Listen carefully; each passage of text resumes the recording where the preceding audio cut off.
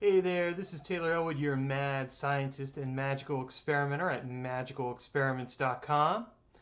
And today I am going to talk about the 5 reasons that people fail at magic. Like what the 5 reasons are, the 5 top reasons why people have failures when it comes to magic. And this video is prompted because I had this person contact me today, and she was telling me about a friend of hers where she was saying, this friend had done a glamour for his job, and then he ended up losing the job because the glamour went away, or at least that was his explanation for why the job didn't work, because the glamour faded away. And I thought about it, and I thought, I don't know about that. I really had to look at it. So I want to talk about the top 5 reasons why your magic fails and what you can do about that.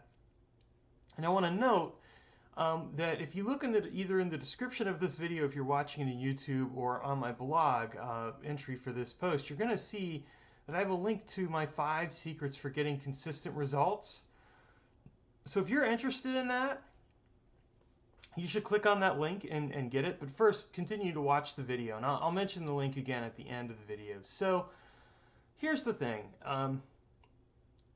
If we look at the 5 reasons why people fail when it comes to magic, here's the number one reason. The number one reason is the person in and of themselves.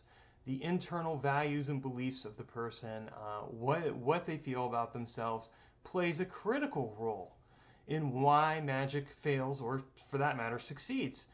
Because what you believe about yourself and what you believe about the circumstances you're in plays a role.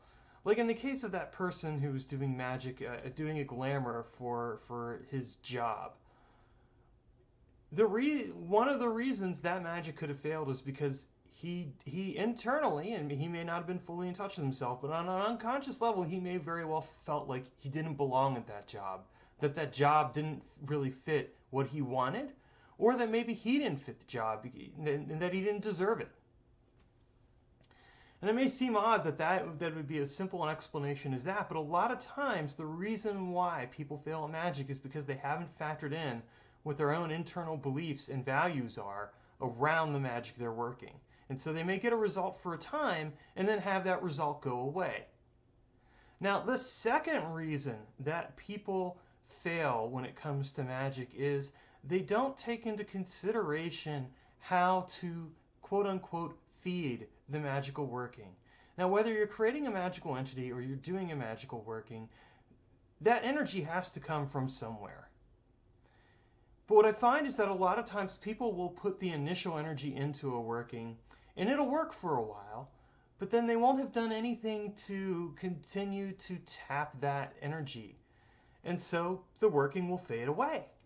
And so let's say, using again the person who did the glamour as an example, that if the person was doing the glamour and he didn't continue to draw on the relevant energy that was going to help him maintain that glamour, yes, that could have factored in as to why the working didn't fail, or why the working didn't succeed, why the working ultimately failed. So it's important that you recognize that in your magical work, that you really look at what the source of fuel is. Now, myself, I prefer to automate that particular approach. Because automating it makes it a lot easier and a lot more handy. Now, the third reason that you could end up failing at your magical working is that you don't understand the actual spell, that you don't understand what it is that you're working with. Okay, so this person's created a glamour, but does he understand every single component of it? Does he understand how it's supposed to work? Does he understand how to fix it if it isn't working? If he doesn't know those particular aspects, and if he doesn't understand the principles of magic that are involved, it's going to be very hard for him to make that spell successful. It might be successful for a time, but basically what he's engaged in is what I call push button magic. You push the button and you hope that the magic works, but you don't know that the magic's going to work, and you don't know what to do to fix it when it doesn't work. Now, if you understand the principles of magic and you know how to take a look at magic from a process approach, then that changes everything, because you understand what you need to do to go in and fix that magical working. So that's the third reason. The fourth reason that that your magic may end up failing you is comes right down to the environment that you're in, and what you're doing in that environment. It kind of ties back to reason one, and it's namely this: if you're doing this glamour, right? You're doing this glamour, but you're not necessarily doing the work that you're supposed to be doing, then chances are that at some point people are going to see through the glamour. So really it comes right down to, is this person engaged in the appropriate mundane actions to not only help them get the job, but to actually keep the job? And so in this case, if he's not engaged in those actions, all the glamours in the world aren't going to do you a damn good, because at the end of the day, people are going to at some point start seeing through it. And they're going to say, well, this person's taking advantage of us.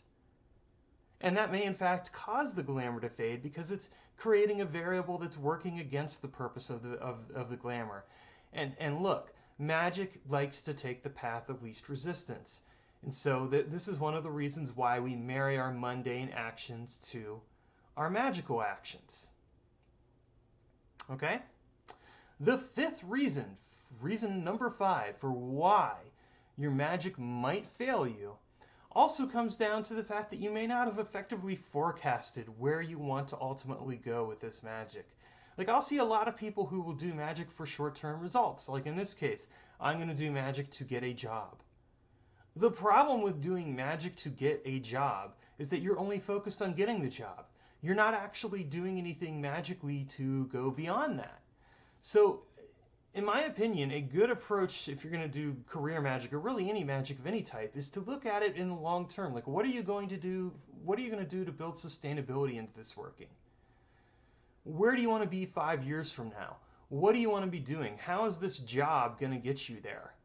And how is the magic going to work toward that effect? If you're not clear on that, if you're not sure what you're doing and why you're doing it, it's really important to look at the sustainability aspect of the magic. Okay? So, as you might remember, toward the beginning of the video, I mentioned that I do have 5 secrets for how to get consistent results with your magic. And so if you're interested in that, the link is either below in the video description if you're watching this video on YouTube, or you can, if you're watching it on my website, then you'll find the link below the video and you can click on it there and get those 5 secrets so that you can start getting consistent results with your magic. Okay, so take care and see you next week.